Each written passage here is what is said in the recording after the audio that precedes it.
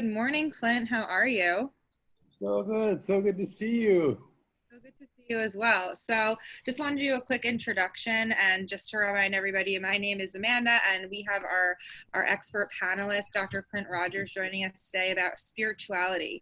So, to remind you guys, those who are tuning in for the first time and starting to grow as a community, Hack Mankind is a place that's really here to dispel fear and misinformation during this unique time and to create a safe collective space for people to come together and learn what they may not realize they ever needed to learn, and open their minds and open their hearts to step into their true essence and really create something that's going to have a ripple effect for not just a couple of days, weeks, months, but years to come. So Dr. Clint Rogers is a guru, and I'm so excited that I have the opportunity to help co-host today. He is someone who has written, I think, over 7 different books, and a lot of different things about spirituality, and has done so many different deep dives and studies from different travels that I definitely was getting my research on, learning more about you over the past couple of days because I was so intrigued from last week's call. And not only are you a spiritual wizard in my book, also a businessman as well. And so bringing us a lot of unique dynamic experiences from everything that you've gone through, and at different points from what I gathered after reading and learning more about you, he's a TEDx speaker, and just we are so overjoyed and over excited to have you at our fingertips. So we welcome anyone to jump on. Every day at 11 a.m. we have a different Eastern Standard Time. We have a different panelist call, and every Saturday we have the pleasure of connecting with our minds and connecting with our bodies through Dr. Clint Rogers. So welcome. Thanks, Amanda. And this is so fun. It's not only Eastern Standard Time, it's Easter Standard Time. I love that. And welcome to anybody else who's joining on. Thank you so much for participating. You may not be able to see everyone, and just remember that right now we are streaming through Facebook. So Facebook, we are gonna hopefully in the future be able to engage with you guys. Right now it's going to be more that you're seeing our beautiful faces and hearing us, and that through our Zoom call is where a lot of the question and answers are going to be dropped in. So please, anyone who's joining, feel free to write into the chat box, or also use the tool for Q&A to ask any questions that you may have that come up that you want to ask for Clint. So on that, I will turn it over to you and give you the opportunity to say a few words. Thank you. I just want to, first of all, thank Peter and Adam. Thank you, Amanda, and all the people who have put together so much hard work and thought and hard work to put together Hack Mankind, and really thinking about how to serve people in this moment. And so I just want to say thank you. And thank you to everyone who's listening live or to the recording, really taking time to nourish yourself, nourish your body, your mind, your spirit, so that way you can be the best you possible and end up, as a result of this scenario we find ourselves in, coming out of it stronger, healthier, happier, more grounded, more your best self than when we entered it. I love that. And thank you so much for sharing. One quick thing that I have off the top of my head that I've been wanting to ask this for a while is, what are some tips or tricks that you directly recommend for people to use to nourish their minds and their bodies during this time? Such a good question. I'm personally so happy because I, I set a challenge for myself. Well, okay, so I invited people to join me for a 30-day experiment or game, I called it. And it's where we were applying three secrets from this master healer I studied with for over 10 years. And we're just playing a game to see what kind of mystical miracles happen in our life, right?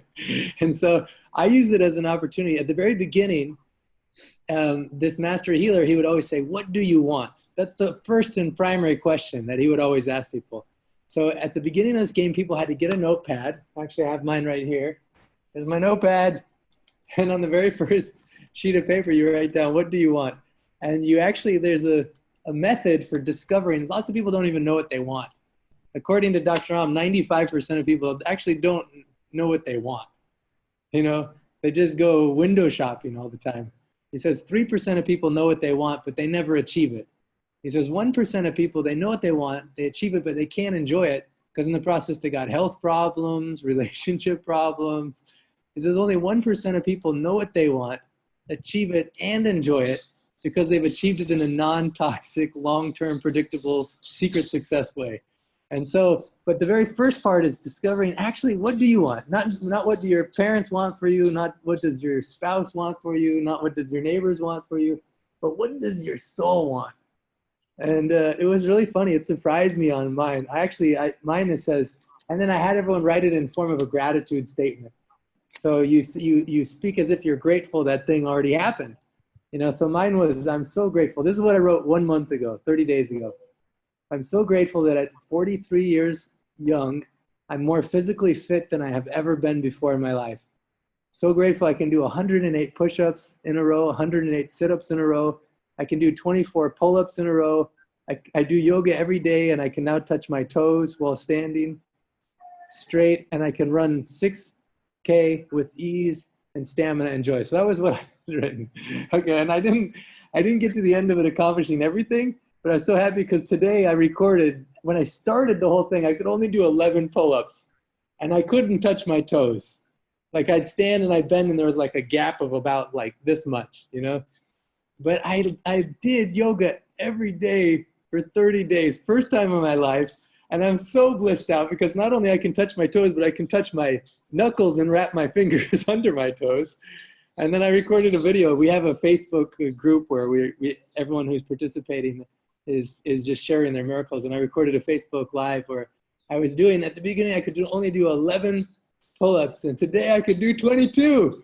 I'm so happy. Woo! So not only am I feeling like good, like there's some kind of endorphin that's given off when you're really taking care of yourself, you know, it makes you feel happy. And it also makes me happy seeing, I thought maybe 30 people would sign up for this game or 50 people, but there's 250 people signed up to be part of this game. And the kind of miracles that are happening are just so fun to see, like so fun. And it feels like predictable. If you do certain things to take care of yourself, to nourish your mind, your body, your spirit, your soul, then you can just expect really good things are going to happen. Your perspective on life changes. Your perspective on the circumstances you're in changes. So as far as like your great question, Amanda, what can we do to nourish our mind and bodies and spirits? You know, first of all, getting clear what you want. And then second of all, playing a game. Why not play a 30-day game? Just think about what's the most important thing you could do to get yourself in that direction, and just do it with discipline for 30 days as a game. You can stop playing the game after 30 days if it doesn't help, but why not just try that experiment and see what happens? I love that so much. What do you want? What do you want, Amanda? Oh, a million things. Tell me one of them. Well, before I share, I would love to just highlight that. Thank you so much for that beautiful share. One of my favorite things about what you said is writing it as if you've already accomplished it, and writing it down as if it's already happened, so that, you know, is there a certain amount of times per day or per week that you glance at that list so you know what you're striving for or that you're moving towards? Oh, such good questions. Yeah, it's good to look at it every day and say it every day. I didn't actually, but I did do this every night. This is another thing I did, and part of the game. Every night you have to write 3 things you're grateful for from the day. What were last night's? Oh, let me see. Last night, oh, I had great ones from last night. Oh, yeah. I actually, yesterday, because it was a Good Friday, and there's like a global interdenominational fast for helping the benefit of the world. So I was fasting, and I just wrote, I was grateful to fast. I was grateful that I did my Facebook Live where I could do oh, actually, no, I did another Facebook Live because this 30-day game was about to end. Tomorrow is our last call as a part of this game. And I was feeling into it. What do we want to do now? Actually, there's a phrase in the book, Course in Miracles. It says there's no order of degree of miracles. which means basically there's no more difficult miracle than another. Each are equally the same level of difficulty. And because I was seeing so many miracles happen in this group, I just got this inspiration. What if we create a global healing miracle? Because it's just as easy to do that as just the miracles we're doing for ourselves. And literally we're seeing miracles, like unexplainable, crazy, fun, mystical things, you know? So actually, I created a Facebook Live video yesterday at 11:45 announcing that we're going to start the Global Healing Miracle Experiment.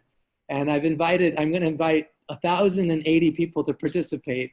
And each of the weeks, it's going to be a 6-week experiment. Each week, you actually do things. At the end of it, you become healthier, and you're a microcosm, Amanda, of the macrocosm. As you take care of yourself, the ripples go out and it helps everybody. And we're going to have a collective intention. And I am just so jazzed up, excited. Within the first 24 hours, we already have over 200 people that applied. It's free, but it's application only. But 200 people applied, and I think we're easily going to get to 1,080 doing this experiment. It's so cool.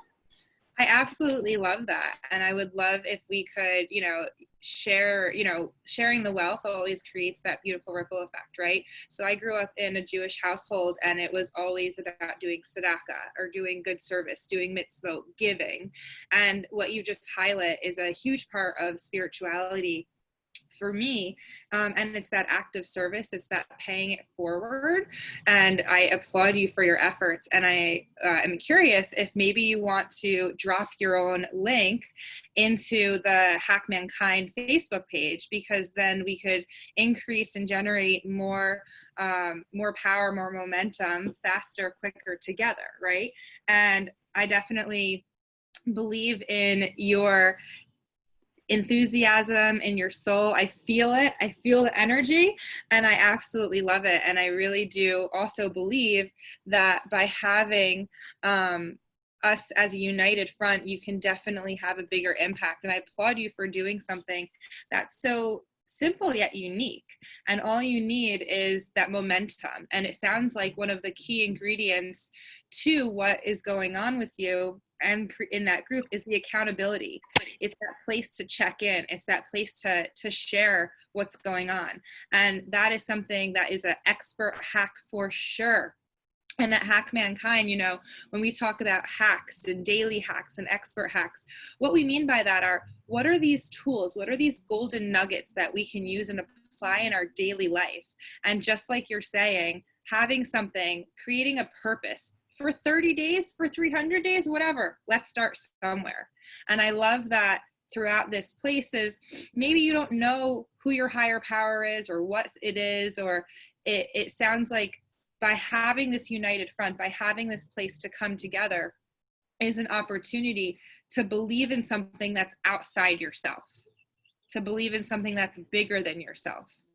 So for some people at home who might have a difficult time connecting because they feel like they're at home, using Hack Mankind, these interactive video calls is one of the ways that we here at Hack Mankind are providing our opportunity for you guys at home to connect. But I'm curious if you have any recommendations of how do people connect to their purpose, or how do people connect to something bigger than themselves if they're not sure where to start? Such a beautiful question. I was just trying to navigate to the Facebook page and I couldn't quite get there in time, but I put the link in the chat of the Zoom call. So maybe someone Right. else can copy and paste it in Definitely. I will definitely take care of that. there. Okay. Yeah, what a great question, Amanda. I still didn't get to know, what do you want? And then I want to answer that. I want to know, what do you want?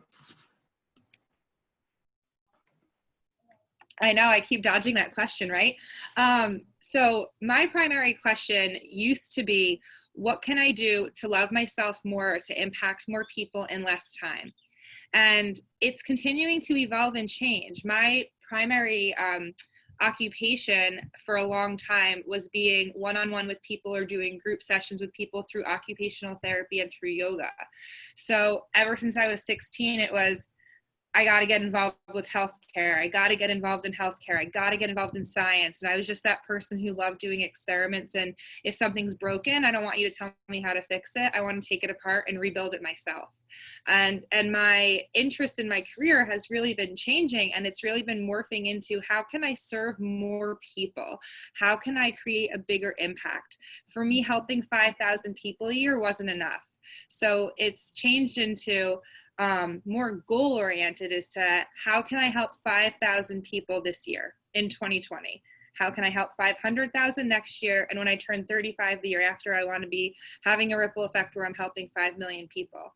And so I've been recreating my path and my purpose and my primary question, 100% conversion into service and connecting others, and using a lot of my expertise with systems and processes and creating different structures for healthcare-based companies and transferring that over. So when something like Hack Mankind came around, I personally said, how can I not get involved?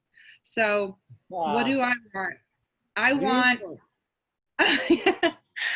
I want there to be the biggest, most impactful channel and movement possible that I can say I was able to support, be of service, assist others to allow themselves to step into their essence, connect to something bigger than themselves, like their higher power or their guru, whatever they believe in, to heal themselves. And by healing yourself, by realizing that you're precious and free, by knowing that you have everything that you need is inside of you, by knowing that all of the discretions that you may have experienced and things you've gone through, you don't have to attach to, you get to choose, and you can choose and have a choice to create the life you want. That's my goal. And it's a big one, but that's my goal. Wow, no wonder you have such good energy. At the beginning of the call, Mike, who's on, was like, love Amanda's energy. And it's no wonder you're so clear on what you want, and it's just fueling you, in such a beautiful way. And then it makes it clear what to do. You can make decisions more easily because you know what you want. And so you know what's a yes and what's a super awesome yes. Exactly. Yeah. And so I'm curious about, how did you first get into spirituality and where did it come from for you? Yeah, well, honestly, when Peter called me and he's like, we have this thing happening and you have a unique skill set. I was like, what unique skill set do I have? He's like, no, you do. You have a unique skill set. So let's get on a call and I'll talk to you about it.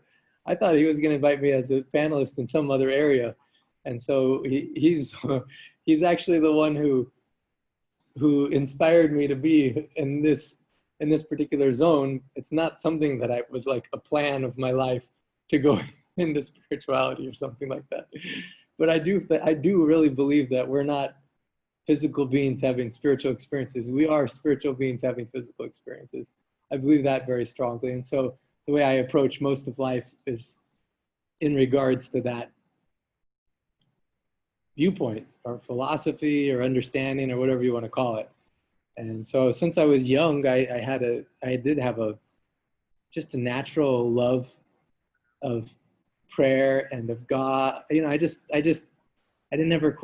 never had a need to question it because I always felt like, there's something there that's real, and then as I got older and I started encountering so many different beliefs than the one I was brought up in, I started having like a crisis of faith or conflicts inside of myself, and I was like, how does this work? This doesn't make any sense, and why do they believe this? Like, for instance, I'm here in India, why do they have gods that are like blue or have an elephant head, or like a monkey god or a female god with 8 arms riding on a tiger, I was like, that doesn't really make sense. I just couldn't understand, like, do you really think you really believe this is like a real, like a being, And actually, over time of asking a lot of questions, I discovered that even in India, Hinduism, they actually believe in one God, but they think it's beyond our mind to really conceptualize and conceive God, so they actually have metaphors. So it pushes you beyond mind, you know? And I was like, oh, I like that, you know? Because sometimes most of us have the experience of we make God in our own image. You know, the scriptures talk about God made us in his or her image, you know, but we make God in our own image. So this is something where it kind of like scrambles your brain in Hinduism, because that, you know, you don't have an elephant head, for instance, or you don't have blue skin, most of us. So then you have to really think about what is the qualities of God, and then how is God inside all of us, you know? And then I talked last call about silence. That gave me a really, like, first time in my life I saw who I was, you know, in silence. And then also in that moment I actually knew God in a new way. It wasn't something that someone was teaching me or I was reading about. It's something that I had my own experience, and a lot of times that's beyond words, and I think that's why you only discover it in silence. Yeah. I I don't know, love everyone I think I should answer. I don't have video on this machine, but I think I should answer, like for everybody else, why I approached Clint and why I said this is the role that I see you in. Because to me, it was the most natural fit ever, and it's because spirituality is perhaps the most personal thing that we discuss on our calls. Um, we can all literally say, how do we raise children? Here's the 5 things. How do we be a better partner? Go through these exercises. How do I restore my business? Do this, this, and this. Spirituality does not fit into that. And I've spoken to dozens and hundreds of people that have, maybe a more firm and a more eloquent grasp of their spirituality than Clint does. And I find them repellent. And I don't mean that in a nasty way. I mean literally the kind of dictionary definition of the word repellent. Because it's not my values, because it's not my beliefs, because it's not my thing, and they're talking at me, not to me. I distance myself from that conversation. So instead of gaining an access point, I gain exactly the opposite. The best phrase, which anybody that's kind of dubious or uncertain their spirituality, that literally is just like an end of the conversations where they say, well, God moves in mysterious ways. Somebody that isn't spiritual goes, really, that's the best you've got for me? That's the answer you're going to give me? That God moves in mysterious ways, so I just have to accept whatever that is? And all my conversations I've ever had with Clint, like, most people don't say the sentence which Clint just said, which epitomizes everything for me, where he said, in the scriptures, it says that God made man in his or her image. And he didn't skip a beat between the his or her. Most people add that in now to be politically correct. Add it in because that's what's expected of them. Add it in to make sure they're being inclusive of women that are listening in the call versus just men. Whereas I know Clint, and I know he actually means that. And to him, empowering people on their spiritual journey is the thing that I believe, if I'm wrong, please say so, fires him up and lights him up.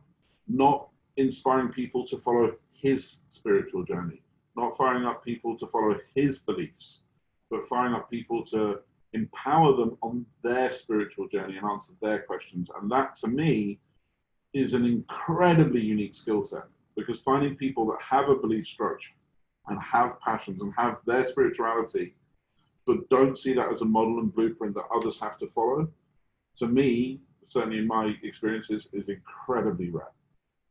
So that's, Clint, why I said, maybe that's a more eloquent version I told you the first time out, but that to me is why you are absolutely the right person for this. Oh, that is so beautiful. Really, it makes me so happy to hear that, because it's like such an interesting reflection that just makes my soul happy. I was so busy when Peter contacted me with so many things, but I just said, okay, let me pause and take in this invitation in my heart and see how it feels inside of my heart. And then that night I just kept thinking all night about how excited I was just to talk with people in this context. And like, I'm learning as much as anyone on this journey. And so it feels like I just got excited about it. I got excited about hearing where they're at, what's happening. And also, what are they discovering? Like, I wanted to know for myself. And so that's why I was excited about what Peter had shared. And, you know, I thank you, Peter, for that. It really does. It moves my heart and it touches my soul. Oh, I got it. This is like another mystical miracle in my life that some of you know about. But this dog appeared in my life, and he's talking right now at this moment. So he must be agreeing with you too, Peter. Okay, so I'm gonna ask you a difficult question. Okay, bring it. And I'm going to do that from a point of vulnerability so other people can have access to it. So my relationship with the divine is not that I don't believe in a higher force or a higher power. It's that I don't like them very much. I have had whatever had in my life, and the best thing for me, and I don't want to say this as a challenge to anybody else's beliefs. This is mine. This is how I see things. Is there was a story that I read a few years ago which kind of epitomizes this. So there was, when the tsunamis hit Asia, there was a couple that had gone on holiday, and it was the first holiday that had ever been abroad as a family. It was a British family. It was a mother, a father, and two children. And they'd saved up for years to afford to give their kids these experiences. And they'd flown across, and they had jet lag, which they weren't used to because they hadn't traveled before. So the mum stayed in bed in the hotel, and the father took his two kids to a swimming pool. The tsunami hit, and the father was offered the choice of which child he chose to hold on to. And that is where my ability to believe, not my ability to believe in a higher force, because I've seen far too many things that I can't understand or comprehend to say there isn't something else at play here in this world. I think we see miracle and divine intention almost every day, but that's where I struggle to believe in something that is good and all loving, because there were many ways to achieve the same scenario. Because some people said to me, maybe one of those kids was going to grow up to be a warmonger. I'm like, you could do it in a nicer way. You didn't need to do that to the mother, the father, and the surviving child. That mother is going to carry guilt forever. The father, I mean, just the ramifications of that. So I said it's a difficult question. I did warn you in advance, and you said go for it. Yeah.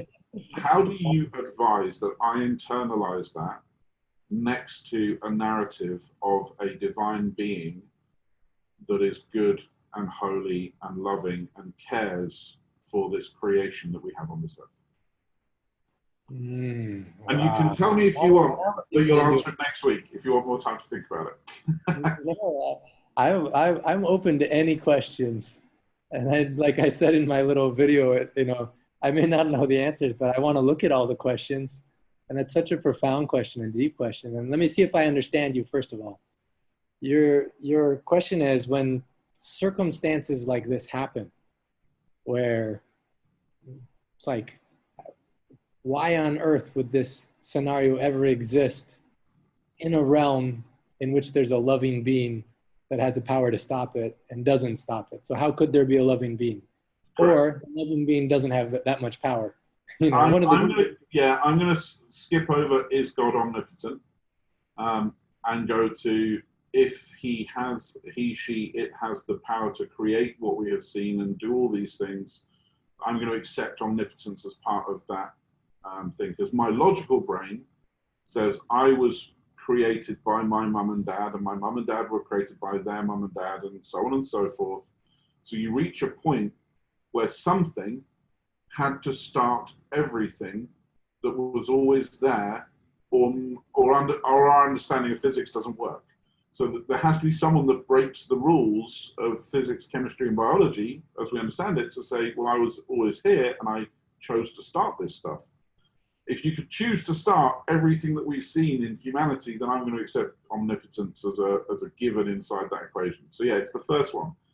If a loving being has omnipotence, how would you allow that scenario to play out in the way that it played out? Wow. So such a profound, really timeless question, I'm curious. I know there's other people on the call. When Peter's asking this, does something initially come in your heart or your mind? I know I see Mike, Larry, Deanna. I don't know if I pronounced Deanna right. Anything come in anyone's mind or heart, like when you hear this question that you're like, yeah, either I agree with that question or you have some answer, something that lights you up that you feel like is something that helps you make sense of such. I'd love to share. Oh, please, Amanda. Okay. So Peter, I go back and I ask the same question that, you know, Clint had beautifully shared earlier in more of a statement form, which is, do you believe that we are human beings having a spiritual experience or spiritual beings having a human experience? And that's something to maybe ponder about, to see, did your soul or your intangible piece of you, your mind, choose to come to this earth in the body that you're in? Or do you believe much more of a scientific route where, like you said, there's DNA, there's biology, there's things like that, and then your brain comes from the characteristics that your parents had and their parents had, and it gets morphed over time with nature and nurture? I think that I'm going to sound I was about to say I'm going to sound very woo-woo, but this is a spiritual call, right? That's the whole point of this. It's the point is to embrace that. I think that the truer answer to what Clint said from my perspective is that we're living in a matrix-esque world. And I think that we are, and I'm not claiming there's sort of computer overlords, that's not where I'm going with this. I'm saying that I think that we are spiritual beings living in a physical body versus the other. I think those sentences are the only thing we're capable of expressing in a limited linguistic sense and a limited understanding. I don't think that you can say that science and spirituality are in competition to each other. Some of the greatest enlightened thinkings were some of the most foremost scientists in our life. Like Darwin was hugely religious, Newton was hugely religious, Einstein was hugely religious. These are people, they merged those two things together. So I think behind the scenes of spirituality and science is another layer. So I don't think that it's true to say the A-B choice that you just gave me is actually an A-B choice. I think there's a C that sits behind A and B that I can't say and I can't see. So I think that we are intertwined. So DNA obviously exists. There can be no debate, I would hope, I would believe, that scientifically DNA exists. There's no debate my parents made my body. Do I believe that my spirit inhabited that body? Yes, but slightly more than that. Does that make sense? I think that it does. And I wanted to, oh, sorry. Yeah, it's just that we're limited by our senses in how we experience the world. Therefore, we're also limited in our voice in how we communicate the world. And to assume that that understanding is complete is flawed and ignorant. There is far more to this than we can experience. So trying to put it into words, we have to dumb it down. So like Clint said, with the spiritual manifestations in Hinduism, in culture, this is really, that's them saying, we know we can't get it. So we're going to use these metaphors to explain it, and simultaneously not just explain it, but also explain to you the breadth of what you don't understand. And that to me is a beautiful way of doing it. And one of the things, I grew up in the Middle East, as most people know, one of the things I love about the Islamic culture is that the highest form of worship in Islam, according to the Quran, is questioning the teachings of the Quran. And this is often lost in our modern day interpretation. I think there's a lot of, we talk about misinformation. There's probably more information around Islam than there is about almost anything in the world right now. But their highest form of worship is regarded as questioning the teachings. Not following them blindly, but questioning why they happen. And that, I think, is a really beautiful message inside any religious framework, spirituality. As Clint said, question these things, reach your own understanding. So yeah, that's, did I answer your question or did I just talk? No, And I definitely want to pass it over to Clint after I have a quick share, Clint, if you don't mind. I'd love to hear your share. Right. So I really just wanted to highlight on a couple of things that Peter had said, and he mentioned the word religion. And so I just wanted to kind of tether out religion and spirituality. So when we think about religion, a lot of it culturally is known to us as having organization, having a certain type of beliefs and scriptures, and that there's a method to it. And spirituality, as I experience it in my body and the way that I have shared with others, is it's really the quality of being concerned with the human spirit and the soul, opposed to that materialistic or that physical thing. So even when a person may go through suffering in that lifetime, the question I have back to Clint, to Peter, and to whoever else, and I also wanted to highlight that there's some beautiful things written in the chat that we'll definitely get to, is that, you know, if we go off of the principal belief, just for playing right now, that our soul, our mindset chooses this body and this path to learn lessons and experience a certain set of highs and lows on this lifetime during your physical lifespan, then back to the beginning when Peter was mentioning a tsunami and people being put into such a uncomfortable situation where they have to make a decision that neither one wins and there's repercussions.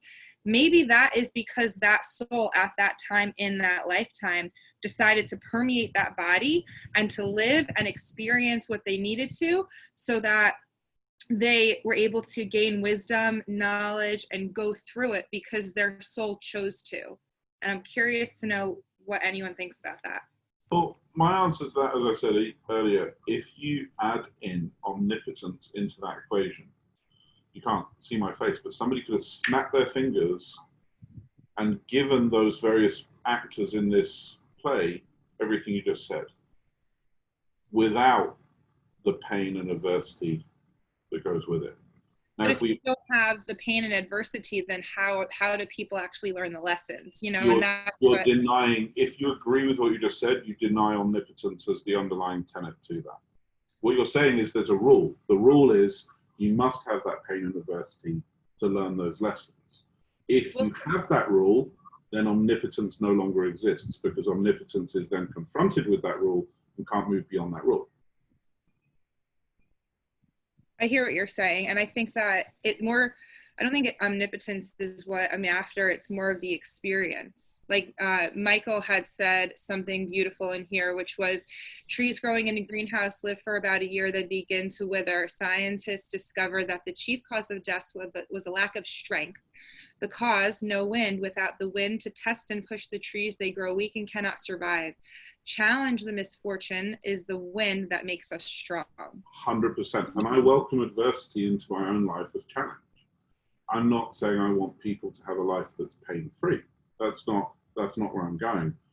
But you get back to a choice of either you accept omnipotence, which means that there is a deity, a divine, a force, an energy, or something that can override the rule that Mike just put down and say, this tree survives without wind.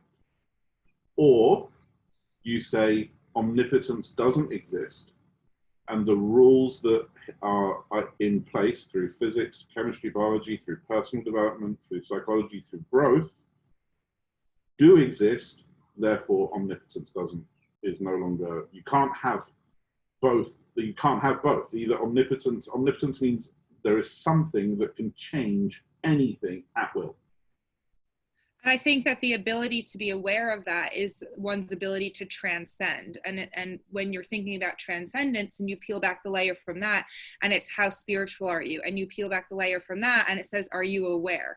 There's many people that are walking around on this earth that go through the motions. They enjoy their day. They enjoy how they are. And they are very content being a watermelon. You cut open a watermelon and there's seeds and that's it. There's other people that are onions, and as they continue to grow and experience themselves, they're peeling back the layers to have awareness, to have transcendence, to believe that there is something that's bigger, that there is something that's almighty. However, some people may never get to that that thought process. So even if that exists, that's out there, people aren't in tune or aware of it. And that's where, you know, I think some of the spiritual practices that Clint has written about in books and starting to share with us on this call is giving light to. I agree, and I think what you just said in a long form is that you don't agree with the concept of an omnipotent divine, which is fine, and that's a belief, and it's where I get to in this conversation with myself. Is the only way I can marry the two together and believe that something is there that I want a relationship with, right? Because that's where this gets to internally. Is okay, so there is a divine. Okay, I'm willing to go there because I've seen things I don't understand, and I've seen things that I believe require intent at a higher level than I have. Okay, tick. Now, the next question is, do I want to know that person, that thing? Do I want a relationship with that thing? Just like I have with you, with Clint, with Mike, with Tim, with all the people, you know, once I know who you are, my next question is, well, do I want to spend time with you? Do I want to know you? Do I want to engage with you? Do I want? And then that question then, if I believe that that being allowed the event to happen and had the ability to change it, my answer is no, I'm sorry, I don't want a relationship with you. Leave me alone, stay out of my world, go and do your own thing. Sure, other people are, you know, very happy with that, but you're not for me.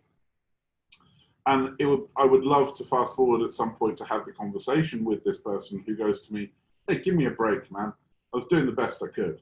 In which case I'll go, you know what? Okay, in that case you weren't omnipotent, in which case I'm okay with that. So the only way I can move on my spiritual journey is to say, I don't think you're omnipotent. I think you put a rule set in place, and breaking those rules, you can say, yeah, but you know, if they break the rules, then it's like, no, that's the point of omnipotence. Omnipotence is you click your fingers and you can change anything without repercussion. You can literally just alter one path without changing anything else. So I guess the answer to my own question by exploring it is I do not believe that whatever divine force is out there is omnipotent. I think that, which I love the idea of, because it brings it back to self-responsibility and collective humanity responsibility to shape our destiny going forwards. And that is something that I find very important in myself. So I guess my answer is, I don't believe in omnipotence. Maybe I should give the divine a break for that little event and understand that it watched it with the same tears that I did. That's beautiful. I'm going to pass the mic directly over to Clint and just throw in the word divine out there and divinity. And I'm curious how your thoughts about what Peter had shared, and also about divinity and thinking that, is there something that's divine that will, you know, create a destiny, or can you create that? So beautiful. First of all, I love the way your mind works, Peter. You're such, no wonder you're such a good strategist. You're thinking of all the possible scenarios that could possibly make sense, and what would even feel good and feel right. Yeah. 2 + 2 always equals 4, no matter whether you're talking about, you know, a table or the divine. It's to me. Yeah. You know, I really don't have like any, like some things are just you can feel or you can discover, and I lean into and I discover and I feel and I understand some things, and I'm still learning a lot. But I do really like, you know, have you ever heard of Alan Watts? Mm-hmm. No. No, anyway, he's a great British spiritual philosopher, and he actually shares it. So imagine for a moment, Peter, that actually you are the omnipotent being. Just imagine for a moment, you're the omnipotent, all-knowing God. You are that. And everything is, you know, everything, you know? So everything kind of gets really boring pretty quick. This is the dialogue that Alan Watts does. You should, I'll send you the URL. This is just one of the things that I'm going to share right now, but he's like, so imagine you're the omnipotent being and you're kind of bored because you know everything, and you have answers to everything and you can predict everything. And so there's not any novelty. And so then one day you're like, you know, what if I can create an experience where I forget that I'm omnipotent? And for a moment, I have an experience of not knowing everything. And what if I can have this experience of thinking that maybe there's something wrong, or that I don't know, I'm not even doing like near the justice of what this is, what the way that he described it. But the essence is he gets down this line of reasoning that eventually the omnipotent being says, yeah, I want to do this experiment. And then Alan Watts says, yeah, so here you are right now. You know, that was his line of reasoning. One other question that came to me right at the beginning. Well, first of all, I'll just let you respond to that if you want to. Yeah, I mean, that's going to fog my mind for days. Like, literally, my family is cursing you on my behalf right now, because can an omnipotent being choose not to be omnipotent? That's like, whoa, okay. Well, I mean, yeah, wow, yeah, I don't know. Because that I guess that would literally be master's, PhD level, you know, spiritual studies of, can an omnipotent being choose not to be omnipotent? That's fascinating. I will reflect on that. And could that omnipotent being choosing not to be omnipotent actually be you? And you don't know it. That was the easiest part. When you said, imagine you are, anyone that knows me will know that my ego allowed me to step into that quite quickly. Because on my, I did an exercise once where you like break through a board, you write down your limiting beliefs on one side, and you smash through it, and then you write what your belief. And my first belief of myself is that I am the embodiment of alpha male grace, and my second belief is that I can manifest anything on will and at demand. So I believe that human beings have an insane amount of power, and the ability to do literally anything they want. And when you ask a man, like, what is your goals? What are your dreams? Right? You know, mine is literally, I believe I can create a platform in Hack Mankind that can help people on a day-to-day basis, and as a collective shape the course of humanity going forward. So my belief is that I can impact 7 billion people. And that's what I wake up every morning. It's great because, you know, when your wife says, "Can you do the dishwasher?" You go, "Sorry, I've got to go and save the world." So it's quite a useful one. So yeah, believing that isn't hard. Amazing. Well, I think that I feel like also there's a element of, like, we have certain ideas about what is good and bad or right and wrong that lead our reasoning in a certain way. Like, even it's easy to think, I don't know if you feel, but do you feel like death is a bad thing, for instance, or something that's a... No, I don't. No, okay. So, but in your scenario in which a father has to choose between a child living or not and has to choose, then that's a bad thing because it creates suffering and regret. Yeah, it's the three parties where my soul cries in this are the three that are left alive, not the one that passed away. Right? Obviously, I hope that the child that died, which they did, obviously I hope it was painless, and I hope that there was a moment of enlightenment and whatever. But that isn't where my mind goes. My mind goes to creating a brother that grows up for the whole of his life with the expectations that are placed on an individual when he was the one chosen to survive. When his destiny is changed by dozens of people around him, sometimes on purpose and sometimes by accident. And I've met people who've had a relative pass away at a young age, where their elder sibling, you know, died sometimes even before they were brought into this world. And the messaging that goes into that individual is unfair. And it's consistently, well, you know, you're the one that was chosen. You're the one that God decided to save. You're the one that your father chose. So you need to do something amazing. You need to be a brilliant individual. You need to be kind. You need to be caring. Not, you need to find your own path, because this thing that happened when you were 3 or 5 or 8 was nothing to do with you. which is what the messaging should be. You know, that the surviving sibling should be left to lead their own path. And with all the people, the grandparents, the nieces, the nephews, the teachers, that will not happen. It will not happen. The messaging that goes into that child from a young age will shape that person's path in a way that I feel is unfair and removes some of their choices. Then you have the wife who did nothing wrong. She was in her bed, sleeping, recovering from, we all, anyone that's done the international travel, going from England to Asia is a big deal. And if you don't do international travel on a regular basis, it can hit you quite hard. Her saying, I'm going to sleep and let my husband look after my children, it's not unrealistic. It's not unfair. It's perfectly valid. It's co-parenting in two parents, not one.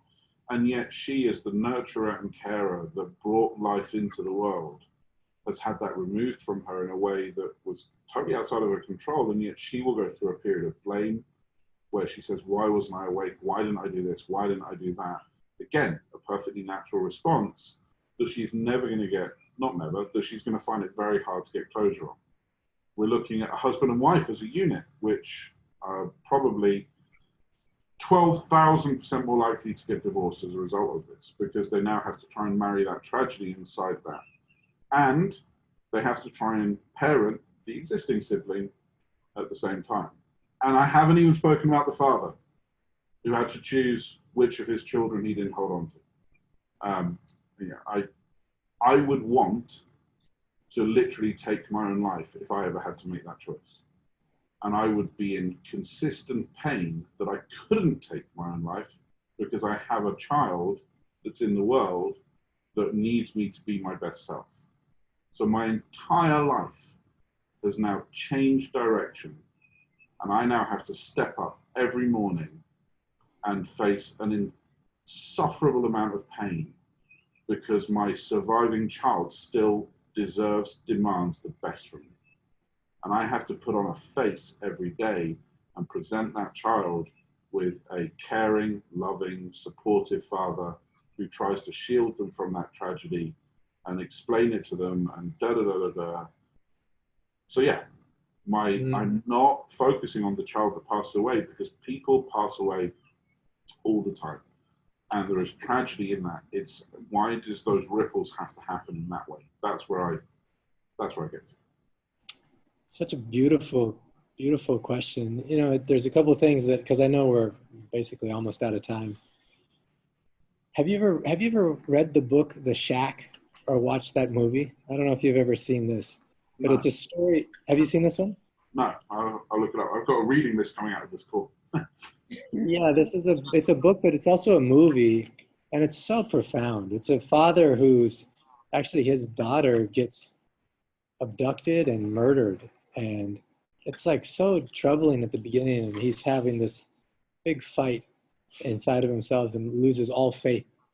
And I just like the way the movie and the book treats not the exact same situation you're talking about, but similar kind of a context in which that's horrible.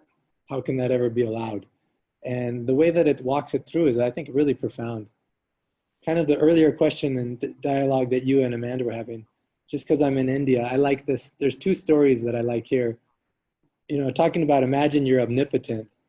Also imagine you're one. So here they have a concept of Shiva and Shakti.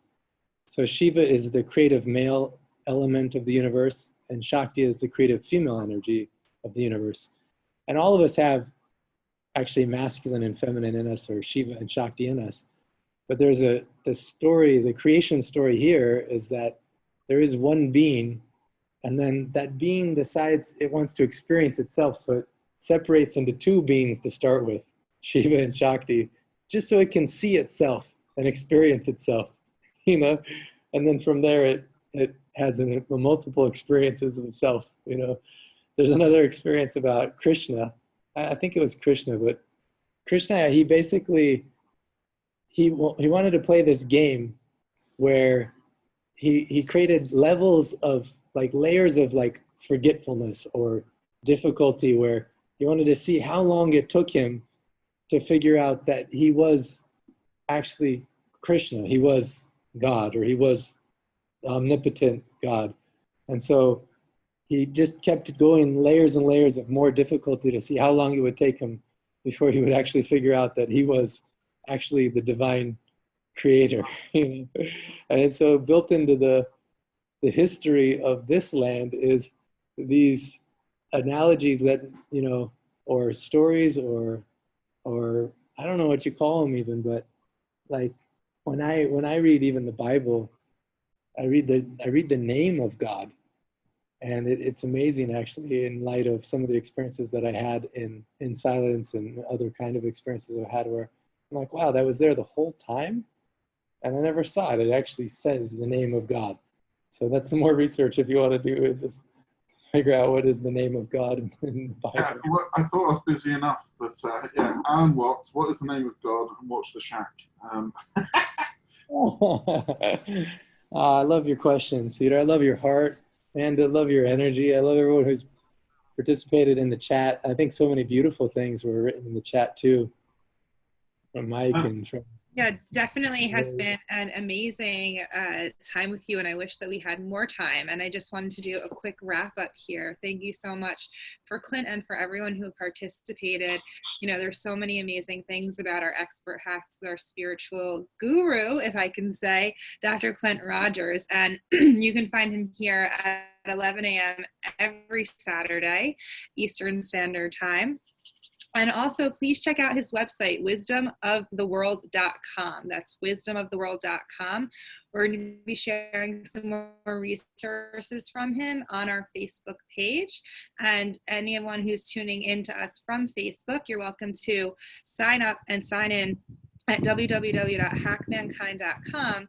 For our first 1,000 people who sign up, you're having a complimentary membership. And for all of our frontline responders out there, we want you to know that we are taking care of you. We are here for our 8 a.m. huddles, Eastern Standard Time. 9 a.m. we have exercise fitness hacks with Ed.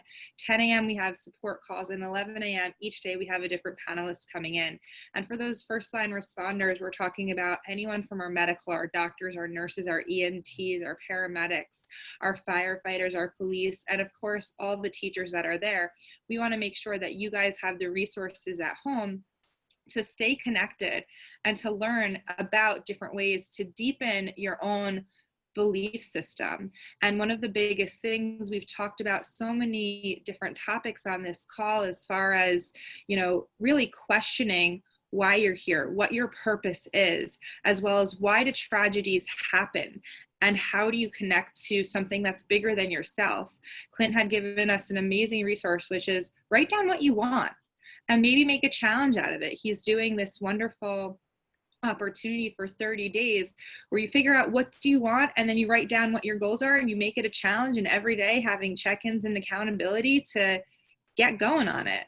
And so just remember that with one person, you can change yourself, but when we come together on a united front, we can definitely have a ripple effect that can change millions and billions. And so today's daily hack of the day is that gratitude is not the greatest of virtues, but the parent of all others. So once again, I'm Amanda. I'm going to pass it over to Clint for any final regards, and thank you guys for tuning in. I'm already excited for next week. I can't wait to see what happens. So in the meantime, stay blessed, stay safe, stay strong, stay inspired. Yeah, look forward to talk to you next Sunday.